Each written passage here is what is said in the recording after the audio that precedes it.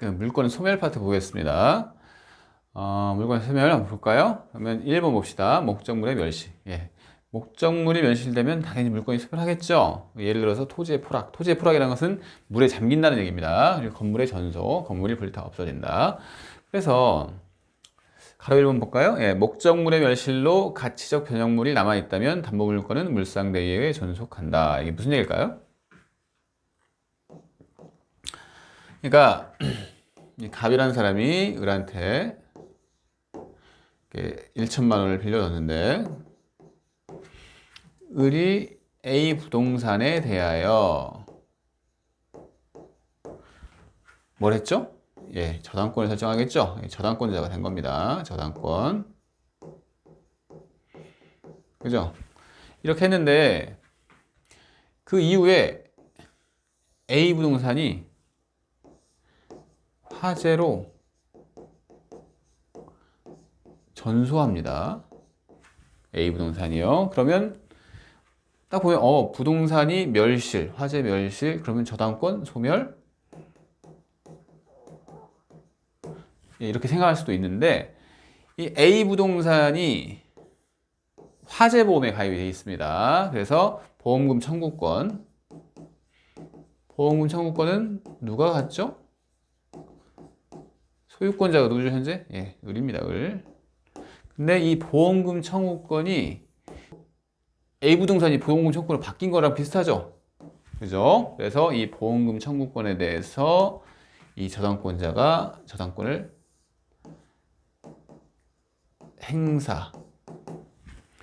행사할 수 있습니다.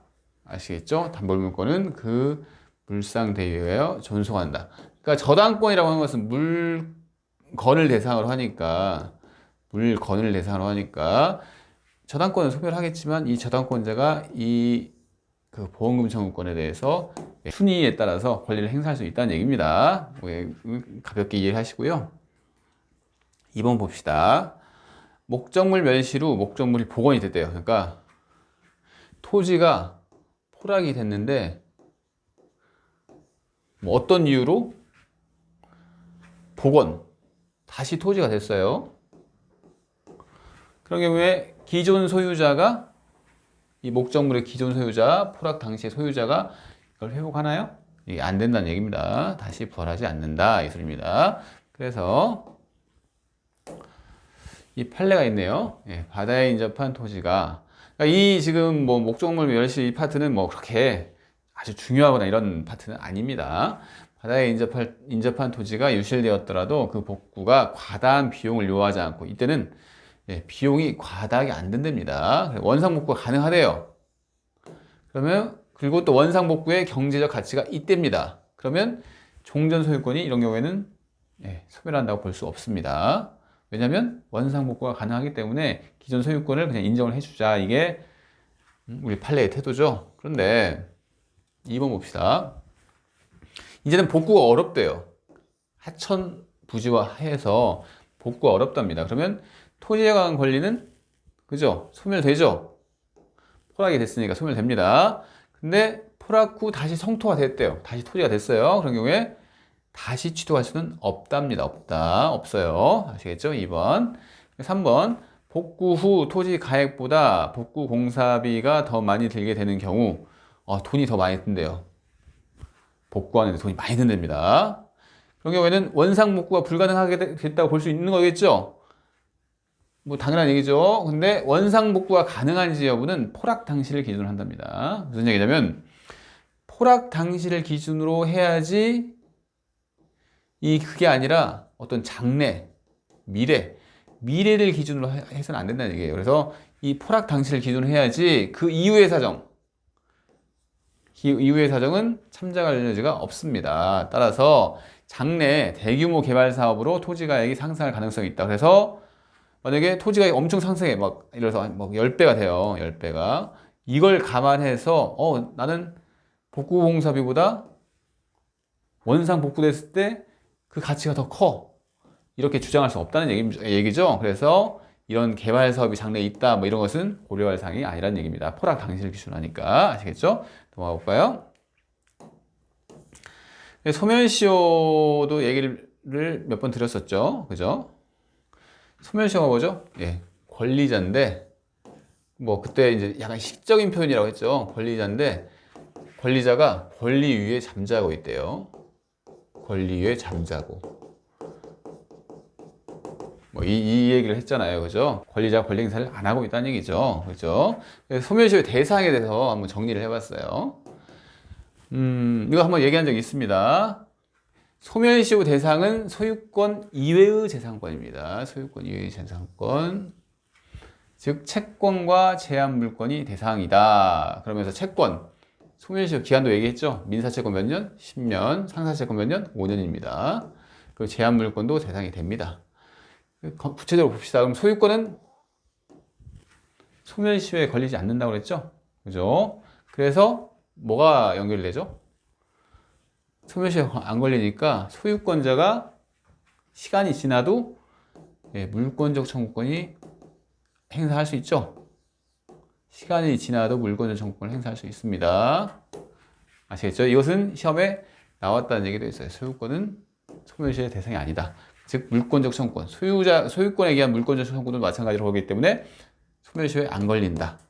이렇게 연결이 되는 거죠. 했던 얘기입니다. 그리고 점유권을 행사하지 않는데요. 그러니까 지금 소멸시효가 권리 불행사를 얘기를 하는 거잖아요. 근데 점유권을 행사하지 않는데요. 점유권이 소멸시효에 걸리나요? 점유권을 행사하지 않는다? 점유는 사실상 지배죠. 사실상 지배. 그래서 점유권을 행사하지 않는다 그러면 점유권이 없는 거예요. 없는 거. 점유권을 누구한테 뺏겼다든지 이런 거예요. 그래서 이 점유권은 그냥 점유 상실을 의미하지 소멸시효 대상이 아니겠죠. 점유권을 행사를 하지 않는 것은 점유권을 사실상 지배를 안 한다는 얘기입니다. 아시겠죠? 그래서 3번. 이게 이제 중요합니다. 3번이. 담보물권은 피담보채권에 부족하는 성질로 인해 피담보채권과 독립하여 소멸시효에 걸리지는 않는다. 따라서 물권 중에는 용익물권만이 소멸시효의 대상이 된다. 이게 3번이 중요한데, 이건 아마 담보물권 파트에서 지문으로 많이 출제되는 걸로 알고 있습니다. 무슨 얘기냐 한번 봅시다, 이건. 예. 지금 담보물권 얘기하고 있어요. 담보물권의 구조가 뭐죠? 아, 갑이 일한테 돈을 빌려주는데, 그죠? 을이 가지고 있는 A 부동산에 대해서 이 사람이 이렇게 저당권을 설정을 해주는 거죠. 이 사람이 저당권자가 되는 거고, 이 사람을 저당권 설정자라고 합니다. 설정자. 한편 이 채권에 대해서 보면 이 사람은 채권자고, 그러니까 금전 채권자라고 하죠. 이런 경우를. 을은 금전 채무자입니다. 이런 지위에 있는 사람들이에요. 그런데 이 1천만 원 채권 소멸시효 대상 되나요? 대상 되나요? 되죠. 채권, 금전 채권, 그러니까 민사 채권 같은 경우에 10년, 상사 채권이 5년 대상이 됩니다. 대상이 되요. 그래서 이 채권을 민사 채권이라고 할게요. 민사 채권 10년간 행사를 안 해요.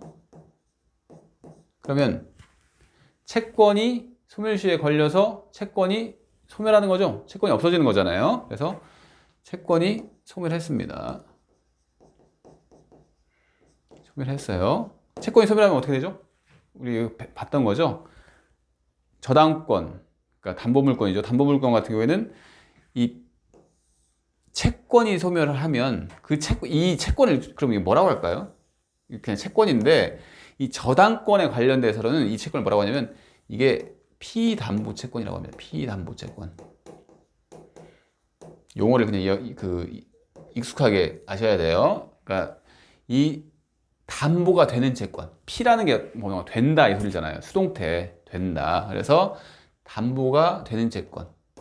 그러니까 담보로 커버가 되는 채권 이 소리죠. 그죠? 그래서 이걸 피담보채권이라고 합니다.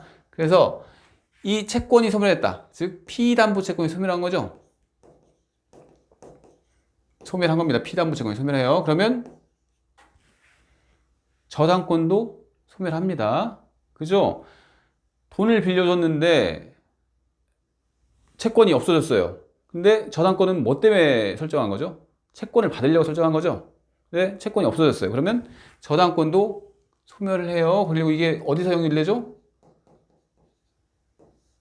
소멸하는데 법률 규정에 의한 물권 변동 얘기를 했죠. 그래서 피담보고 채권이 소멸하면 저당권은 당연하게 소멸이 되는 거예요. 등기가 없더라도 저당권 말소 등기를 안 하더라도 소멸을 한다. 이렇게 연결을 하셔야 돼요. 그래서 이 저당권이라고 하는 것은 이 채권이랑 운명을 같이 해요. 운명 공동체입니다.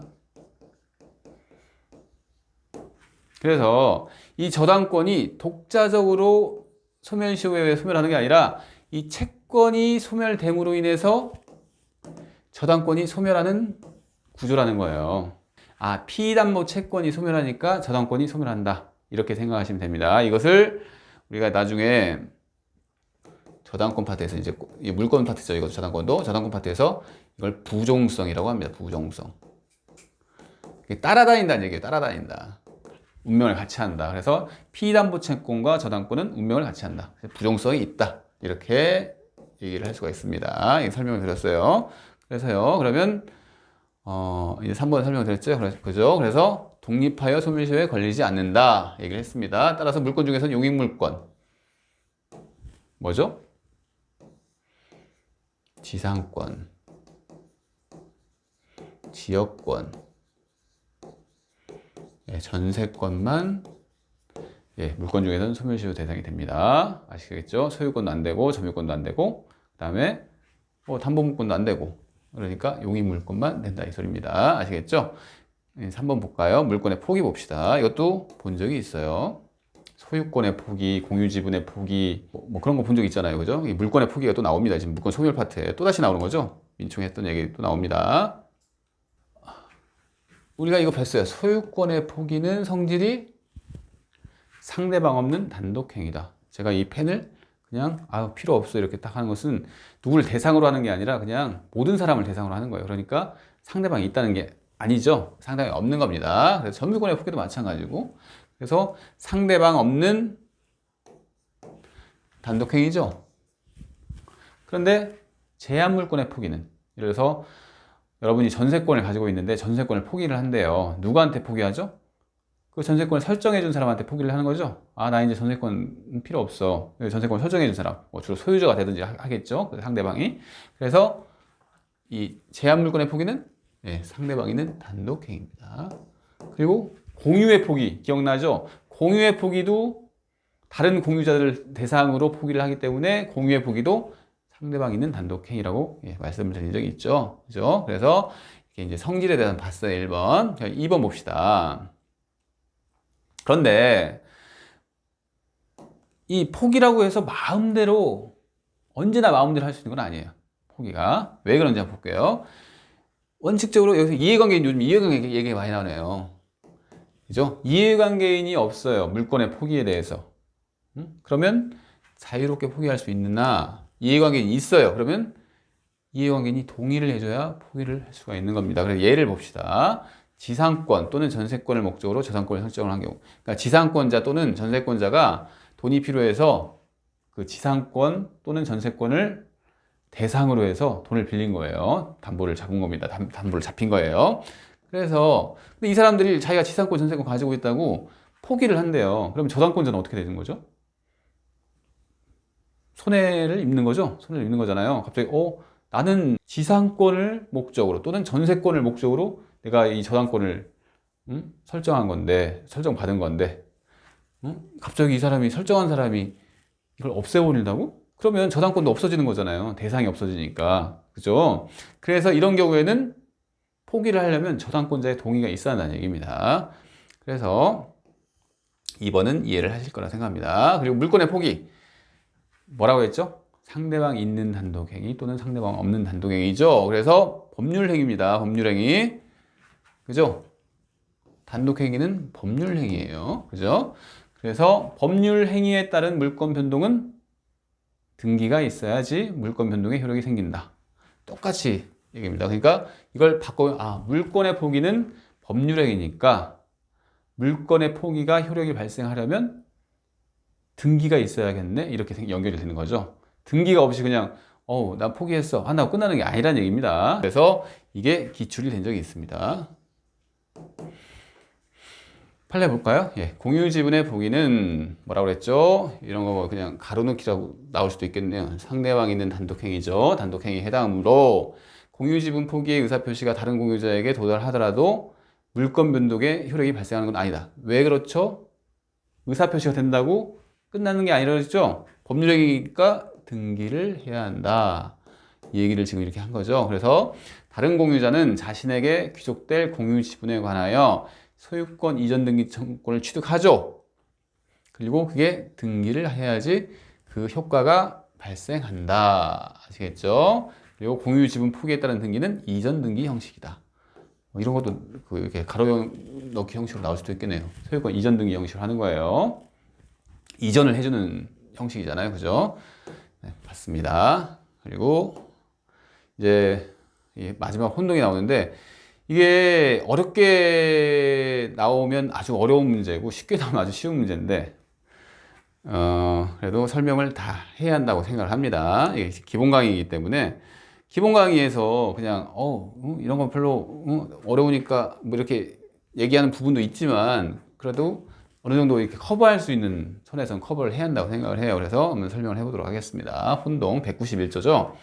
한번 법조문을 읽어봅시다. 이 법조문 자체로 시험에 잘 내는 것 같아요. 동일한 물건에 대한 소유권과 다른 물건이 동일한 사람에게 귀속한 때는 다른 물건은 소멸한다. 끊어보시고요. 그러나 그 물건이 제3자의 권리의 목적이 된 때는 소멸하지 아니한다. 이게 뭔 소릴까요? 이 소리예요. 어떤 사람이 권리자가 어떤 권리를 가지고 있냐면 전세권을 가지고 있다고 합시다. 전세권. 어떤 집에 전세권을 가지고 있어요. 근데 전세권을 가지고 있다가 그냥 전세 살기 싫네. 그냥 뭐 전세 금액이나 이 집 금액이나 별 큰 차이도 없는데 돈 좀 보태가지고 그냥 집 사야겠다 해가지고 소유권을 취득합니다. 그래서 이 권리자는 전세권자, 소유권자 뭐죠? 이 경우에는 소유권자죠. 이제 소유권만 갖고 있는 거 이제 전세권 사라지는 겁니다. 그 얘기를 이렇게 표현한 거예요. 그러니까 동일한 물건에 대한 소유권과 다른 물건이 여기서는 전세권이죠. 귀속한 때는 다른 물건 전세권을 소멸한다는 얘기죠. 아시겠죠? 그러나 그 물건이 제3자의 권리의 목적이 된 때는 소멸하지 않는다. 이게 또 뭔 소리죠? 이게 취득을 했는데 소유권을 취득했어요. 취득했는데 전세권자가 이 주택에 대한 전세권을 가지고 있는 사람이 이 소유권을 취득하기 전에 전세권을 대상으로 저당권을 설정했습니다. 돈을 빌렸다는 얘기죠? 돈을 빌렸습니다. 이게 된다고 했잖아요. 이런 경우에 그 이후에 소유권을 취득했어요. 그럼 이 전세권을 소멸한다 하면 어떻게 되죠? 이 저당권자 어떻게 되죠? 피해보죠. 그죠? 그래서 이런 경우에는 설령 이렇게 소유권을 취득했다고 하더라도 이 전세권을 소멸시키면 안 된다는 얘기를 하고 있는 거예요. 그죠? 이 저당권자, 제3자의 이익보를 위해서 그 얘기를 하는 겁니다. 뭐 당연한 얘기잖아요. 그죠? 이 혼동에서는 여러분들이 좀 어려운데 이게 이제 좀 이따 어려운 부분들이 나오는데 혼동에 대해서는 어떤 권리가 소멸하는지 소멸하는 권리를 찾으면 쉬워요. 소멸하는 권리를 찾자 이렇게 생각하면 쉽습니다. 소멸하는 권리를 찾은 다음에 원칙적으로 소멸하는데 소멸하는 권리를 찾으면 안 소멸하게 되는 경우를 찾기가 쉬워져요. 방금 여기까지 쉬운 거였잖아요. 근데 이 뒤에서 지금 방금 같은 사회에서 전세권이 소멸한다? 근데 전세권이 제3자의 다른 사람의 권리의 대상이네? 이렇게 하면 이게 소멸한다, 안 소멸한다? 안 소멸한다 이 소리입니다. 전세권이. 그러니까 소멸하는 권리를 딱 찾은 다음에 그 소멸하는 권리가 다른 사람의 권리의 목적으로 되어 있네. 이렇게 연결이 돼야 하는 거예요. 그래서 다른 사람의 권리의 목적이 되어 있으니까 이것은 유지를 시켜줘야겠구나. 이렇게 판단을 하셔야 합니다. 아시겠죠? 그럼 이 항도 볼까요? 이 조문에서 이제 조문 자체를 이해를 잘 하셔야 돼요. 전항의 규정은 그러니까 1항이죠. 1항. 소유권 이외의 물권과 그를 목적으로 하는 다른 권리가 동일한 사람에게 규정한 경우에 준용한다. 준용한다는 것은 이렇게 이 조문을 따라서 한다 이 소리입니다. 따라서 한다. 그래서 전세권자가 이번에는 전세권을 목적으로 하는 다른 권리. 이게 뭔 소리일까요? 전세권을 목적으로 하는 다른 권리. 저당권을 설정한다는 얘기입니다. 그러니까 예를 드는 거예요. 전세권자가 돈이 필요해서 방금 그 집이라고 생각해 보세요. 저당권을 설정했어요. 그래서 돈을 받았어요. 돈을 빌린 거죠. 그런데 이 다른 권리입니다. 여기서 중요한 건 다른 권리가 동일한 사람이에요. 이 저당권자가 전세권을 취득한 거예요. 저당권은 전세권에 대해서 저당권을 받은 겁니다. 그 집이 아니라 전세권을 대상으로 저당권을 취득했는데 이 저당권자가 전세권을 취득을 해버렸어요. 어떤 느낌인가요, 이건? 이 저당권이라고 하는 것은 목적이고 아니죠. 전세권이 목적입니다. 전세권을 목적으로 하는 거죠. 저당권은 전세권을 취득하기 위한 수단이잖아요. 내가 전세권을 대상으로 돈을 빌려주고 내가 담보를 잡았어. 저당권자는 그러고 있잖아요. 근데 이 돈을 빌린 사람이 돈을 안 갚으면 이 저당권자가 경매를 신청해서 다른 사람이 전세권을 가져가는 거죠. 전세권을 목적으로 저당권을 설정한 거니까. 아시겠나요? 좀 어려운데 좀 잘 생각을 해보세요. 그렇지. 이 저당권이라고 하는 것은 전세권을 취득하는 게 목적인 거죠. 돈을 안 갚으면 나중에 그 경매를 받은 사람이 전세권을 가져가요. 저당권이 수단이죠. 전세권이 목적입니다. 아시겠나요? 이걸 아셔야 돼요. 이걸 모르시면 더 이상 논의가 진행이 안 돼요. 그래서 근데 여기서 지금 얘기가 뭐냐면 경매가 됐다는 얘기 아니고 이 저당권자가 전세권까지 취득을 했다는 얘기예요. 그런 경우에는 뭐가 없어져야겠죠? 이 둘 중에 하나. 저당권자가 이 전세권을 취득했는데 뭘 없애야겠죠? 이게 없어져야죠. 이건 목적이에요. 나중에 이걸 저당권은 이 전세권을 취득하기 위한 어떤 수단일 뿐이에요. 저당권은 전세권이 최종적으로 알맹이죠. 알맹이.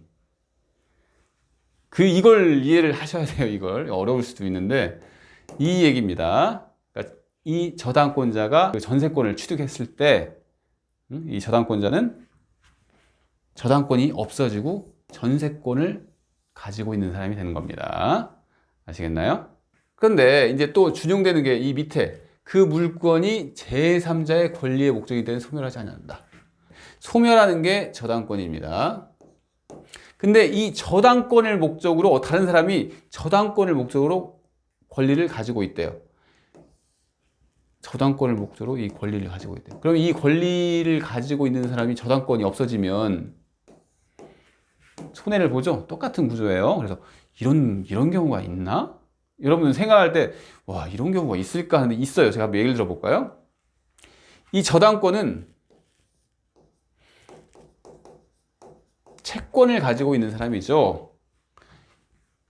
이 전세권을 담보로 돈을 빌려준 사람입니다. 그래서 이 사람이 채권을 가지고 있어요. 저당권자. 근데 이 저당권을 이 채권과 함께 넘겨줄 수가 있어요. 어떻게 넘겨주죠? 이 권리자가 어떤 사람이 있는데 이 사람이 이 저당권자한테 돈을 빌려주면서 이렇게 빌려주면서 이 채권을 대상으로 여러분이 시험 보면 아니지만 질권을 설정받을 수 있어요. 질권이 뭐죠? 전당포 생각하면 되죠? 물건에 대해서 담보를 잡는 겁니다. 동산 또는 채권에 대해서. 범위가 동산 또는 채권이에요. 질권은. 근데 이제 시험 보면 아니니까 편하게 들으세요. 그래서 이 저당권자가 이 채권과 함께 돈을 빌리는 대신에 이 저당권자가 또 담보를 설정하는 거죠. 이번에는 이 저당권자가. 이런 경우가 있다는 얘기예요. 어려우실 텐데, 이렇게 생각합시다. 이거 1번은 쉬운데 2번이 좀 어렵잖아요. 그래서 소유권 이외의 물건. 소유권 이외의 물건은 제한 물건이죠. 제한 물건 중에서 용익 물건이라고 생각하시면 돼요. 전세권자가 그를 목적으로, 전세권을 목적으로 하는 다른 권리. 그래서 다른 권리는 뭐죠? 전세권을 이렇게 설정하는 거죠. 저당권. 이렇게 생각하시면 돼요. 근데 그게 동일한 사람한테 계속돼요. 그럼 저당권자가 전세권을 취득했구나. 이 소리입니다. 동일한 사람한테 계속한 경우에 이 저당권이 소멸하는 권리죠. 그런데 이 소멸하는 권리를 찾았으면 소멸하는 권리를 대상으로 다른 사람이 권리를 가지고 있다. 근데 구체적인 건 이해 못 하셔도 돼요. 이 권리를 가지고 있으면 이게 소멸하면 이 권리자가 손해를 받으니까 안 된다는 얘기죠. 소멸을 안 시킨다는 얘기예요. 시키면 안 된다는 얘기입니다. 아시겠나요? 여기까지가 이제 이 법조문을 가지고 논의를 한 거예요. 그런데 이제 추가적으로 이제 공부할 게 있어가지고 어렵다는 얘기입니다. 그래서 이 자료를 한번 볼까요? 설명을 했는데 전세권자가 소유권 취득 시 소멸하는 권리가 뭐죠? 전세권이 소멸합니다. 이게 지금 191조 1항에 대해서 지금 하고 있는 거예요. 소멸하지 않는 경우가 있죠. 소멸하는 권리를 찾았어요. 이 전세권을 대상으로 제3자가 권리를 가지고 있는 경우 소멸 안 한다고 했죠. 그래서 소멸하는 권리를 목적으로 제3자의 권리가 있는 때 아시겠죠? 이런 경우에 소멸하지 않습니다. 전세권이요. 이해를 하실 거예요. 여기까지는 쉬워요. 여기까지는. 근데 이 소멸하는 권리에 이건 또 이해하기가 힘들어요. 후순위 권리가 있는데 소멸하는 권리가 뭐죠? 지금 전세권입니다. 전세권이 있어요. 전세권이 있는데 이 전세권 밑에 후순위 권리가 있답니다. 저당권이 있어요. 이런 경우가 어떤 경우죠 지금? 그러니까 이런 집이에요. 이런 집인데 갑이 소유자입니다. 소유자. 지금 전세권 이렇게 전세권이 된 거죠. 그죠? 이 상태에서 이 소유자가 이 주택에 대해서 A주택이라고 합시다. A주택에 대해서 전세권 설정한 후에 병한테 저당권을 또 설정했어요. 저당권자가 됐어요. 병이. 돈을 빌렸다는 얘기죠. 저당권자가 이렇게 됐어요. 이 전세권자고. 이런 경우에요. 이런 경우. 이런 상황이에요. 지금. 그런데 그 후에 을이 소유권을 취득했다고 봅시다. 그러면 이 병이 없으면 을은 그냥 소유권자가 되는 거죠. 근데 병이 지금 있어요. 병이. 이 A주택 등기부 을구에 보면 지금 전세권이 선순위로 돼 있고 그 다음에 저당권이 그 후순위로 저당권 이렇게 있다는 얘기입니다. 순위가 예를 들어서 뭐 1번이고 2번이라고 해봅시다. 이렇게 돼 있는 거예요. 등기부에 보면. 그런데 이 전세권이 만약에 이 소유권이 취득했다고 소멸됐다고 보면 저당권은 순위라는 게 있어서 이 앞순위가 없어지면 승진을 해요. 순위가. 이제 우리가 저당권을 아직 안 배우셔가지고 어려울 수가 있는데 일구에 있던 어떤 권리가 없어졌어요. 그러면 이게 순위가 올라가죠. 그래서 이 을이 소유권을 취득했다고 이걸 없애버리면 남 좋은 일 시켜주는 거예요. 남 좋은 일.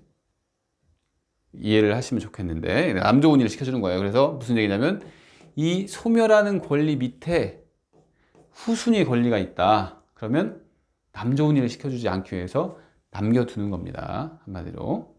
그래서 이걸 정리를 하면 이렇게 되는 거예요. 그러니까 혼동이 뭐냐면 지위가 혼동된다. 이 소리죠. 지위가 혼동된다. 그런데 지금 191조에서는 이 소유권과 소유권 이외의 물건을 가지고 얘기를 하죠. 그러면 소멸하는 게 소유권 이외의 물건이 소멸한다. 이게 원칙이죠. 소멸합니다. 근데 소멸하지 않는 경우, 여기서 이제 주로 문제를 낼 수 있겠죠. 그래서 소멸하지 않는 경우 언제?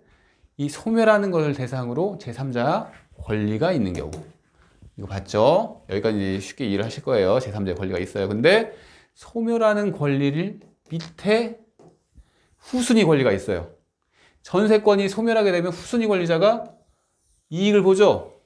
그러면 그 물건에 대해서 이제 자기가 소유권자가 됐는데 그 사람의 손해가 나는 거예요. 소유권자한테 후순위 권리자가 승진을 하니까 내버려 둘 수 있다는 얘기예요. 그래서 이런 경우에 소멸하지 않는구나.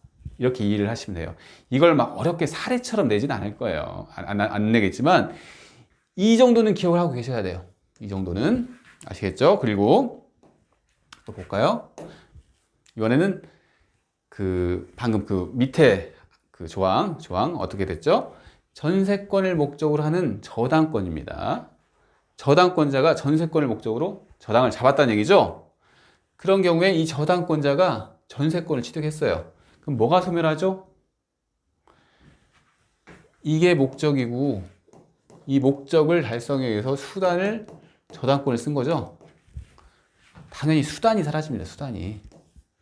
그래서 저당권이 소멸. 이걸 이제 기억을 하셔야 돼. 이걸 이해를 하셔야 돼. 이건 이해를 해야 돼요. 이게. 저당권이 소멸합니다. 그죠? 소멸하는 권리를 찾았어요. 그러면 이 소멸하는 권리를 대상으로 제3자가 권리를 가지고 있다. 그러면 소멸시키면 안 되겠죠? 제3자 이익을 위해서. 그죠? 그래서 소멸하는 권리를 목적으로 하는 제3자의 권리가 있는 때 소멸하면 안 되겠죠? 똑같은 얘기예요. 방금 했던 얘기랑. 아시겠죠? 근데 또 있어요. 아까 했던 거 같은 얘기입니다. 소멸하는 권리에, 즉 저당권 밑에 후순위 권리가 있대요. 이런 경우는 도대체 어떤 경우야? 이렇게 생각하실 수 있는데 이것도 한번 설명을 한번 드려볼게요. 그러니까 이렇게 볼까요? 보면요, 이 집이 있어요. 집이 있는데 여기에 뭐 소유자, 여기 이때는 소유자가 중요한 건 아닙니다. 소유자가 있고 전세권자가 있습니다. 전세권자가 갑이라고 합시다. 소유권자가 안 중요하니까. 전세권자가 갑이에요. 근데 현재 어떤 상태죠? 저당권을 설정했죠. 그죠? 저당권을 설정했습니다. 근데 이 저당권자가 전세권을 취득하면 이 저당권이 소멸한다고 했죠. 을이 전세권자의 전세권이죠. 전세권을 담보로 했는데 이 전세권을 취득하면 이게 소멸합니다. 이게 저당권이 소멸하는데 이 전세권자가 저당권을 하나만 잡은 게 아니라 해가지고 병한테 또 저당권을 설정했어요. 후순위 저당권. 그러니까 이건 1번, 2번 저당권을 설정했습니다. 저당권을 설정했어요. 그러니까 이 사람이 저당권자입니다. 2번 저당권자죠. 이 상태에서 이 을이 뭘 취득한 거죠? 예, 전세권을 취득했습니다. 전세권을 취득했어요. 근데 전세권을 취득하면 원칙적으로 이 저당권이 소멸을 하는데 이제는 후순위 권리자가 있기 때문에 이 사람이 전세권을 취득하더라도 이걸 남겨두는 게 이익이 있다는 거예요. 저당권을. 아시겠나요? 그냥 저당권을 남겨두는 거예요. 남겨두면 이 사람이 여전히 그냥 후순위 권리자가 되는 거죠. 안 남겨두게 되면 저당권이 없어지면 이 병의 저당권이 이 전세권에 대해서 1번 저당권자가 되는 겁니다. 아시겠나요? 그래서 이 본인의 이익을 위해서 이 자기 자신 이 저당권을 안 소멸시킨다는 얘기입니다. 아시겠나요? 그러니까 소멸하는 권리를 대상으로 후순위 권리가 있는 경우에는 그런 경우에는 소멸하지 않는다는 얘기입니다. 어려우실 텐데 여기까지 이해를 하시면 제일 좋은 거고 설령 이해를 못 하더라도 그렇게 걱정하실 필요는 없어요. 그냥 혼동이 뭔지는 알고 혼동이 뭔지는 알겠어. 그 다음에 소멸 권리를 찾고 그 다음에 원칙으로 소멸하는데 소멸 안 하는 경우 두 가지 1번, 2번 해가 써가지고 1번은 제3자의 권리의 목적이 되는 때 이렇게 생각하시면 되고 2번이 뭐라고 했죠? 소멸하는 권리 밑에 어떤 후순위 권리가 있는 때 똑같습니다. 방금 봤던 이거랑 그 전에 봤던 그 페이지에 있는 거랑 그러니까 여기도 후순위 권리예요. 후순위 권리. 그리고 여기도 또 후순위 권리입니다. 똑같아요. 그래서 이 밑에 이렇게 있는 경우에는 소멸 안 하는구나. 이렇게 이해를 하시면 됩니다. 그러면 모든 문제를 다 커버를 할 수가 있을 거예요. 그래서 중요한 건 시험에 아주 빈도수가 많이 있는 파트는 아닙니다. 어렵기도 하고 그렇게 공인중개사 업무랑 관련이 많은 파트가 아니라서 그렇게 시험에 많이 나오는 파트는 아닙니다. 그러면 쭉 한번 볼게요.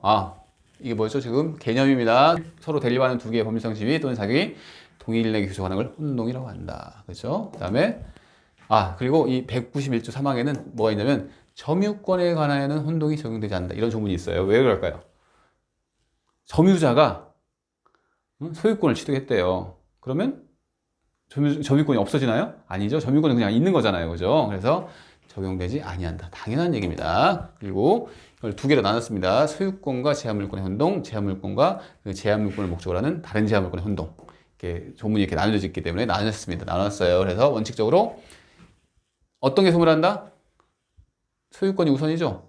제한물권이 소멸한다. 해서 다른 물건이 제한물권이 소멸한다. 그래서 예를 들어 전세권이 소멸한다. 이게 원칙적인 거죠. 그런데 예외 소멸하지 않는 경우 소멸하게 되면 제3자의 권리가 침해되거나 본인의 이익이 침해되는 경우에는 소멸하지 아니한다. 이게 무슨 소리죠? 이게 같은 얘기입니다. 소멸하는 권리를 찾았죠. 소멸하는 권리를 대상으로 제3자가 권리를 가지고 있는 경우 그 다음에 소멸하는 권리 밑에 후순위 권리가 있어가지고 남겨두는 게 본인한테 훨씬 이익이 있는 경우 이 경우에는 소멸하지 아니한다를 제가 이렇게 예외로 쓴 겁니다. 이것은 다 설명을 했던 내용이에요. 예를 보면서 다 설명을 했던 내용이니까 반복하지는 않을게요. 그리고 이 제한물권과 그 제한물권을 목적으로 하는 다른 제한물권의 혼동 나옵니다. 그러면 원칙 뭐죠? 뭐가 목적이고 뭐가 수단이죠?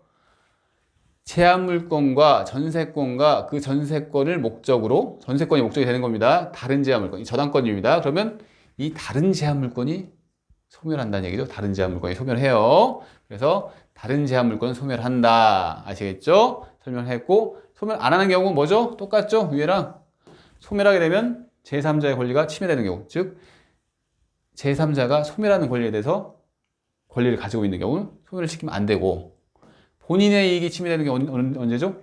후순위 권리자가 있는 때 소멸하지 아니한다. 이 소리입니다. 그리고 1번, 2번 다 설명을 했어요. 예를 들면 다 설명한 겁니다. 예, 이제 다 봤고 어려운 거 다 봤어요. 그래서 이제 혼동의 효과.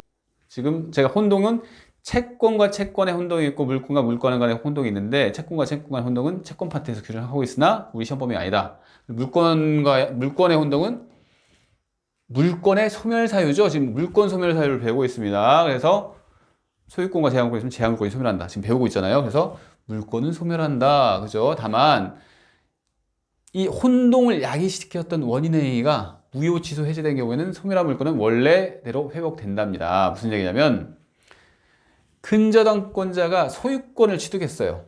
그럼 어떻게 되죠?